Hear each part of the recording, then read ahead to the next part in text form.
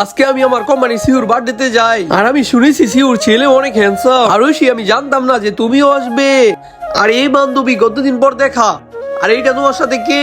ওর নাম হচ্ছে জিনি। ওর সাথে পরিচয় হয় কোম্পানিতে কাজ করে। ও আমার মতো মিস ডায়নার নাতিকে বিয়ে করার জন্য আইছে। কিন্তু আমি ওর বিয়ে ওর সাথে হইতে দিব না। ওরে তো শুধু আমার মেয়ে বিয়ে করবি। জিনি দেখো, এটা আমার মেয়ে সুন্দরী। আমি কখন বললাম? আইলা রে।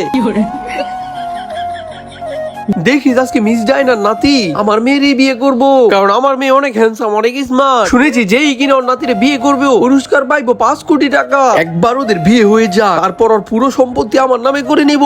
আমার এমন কেন লাগে যে আমি আগেও আইছি এইখানে তো কোনো রহস্য আছেই।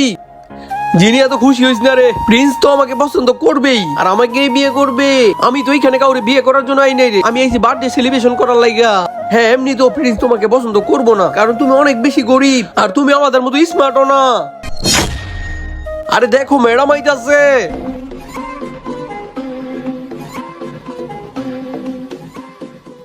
আর এই প্রিন্স তো আমার ছোটবেলার সাথী। আমার তো এখন মনে পড়ছে। আর হয়তো আমাকে ওয়াদাও করছিল কলেজ ছুটি হওয়ার পর আমাকে বিয়ে করবে।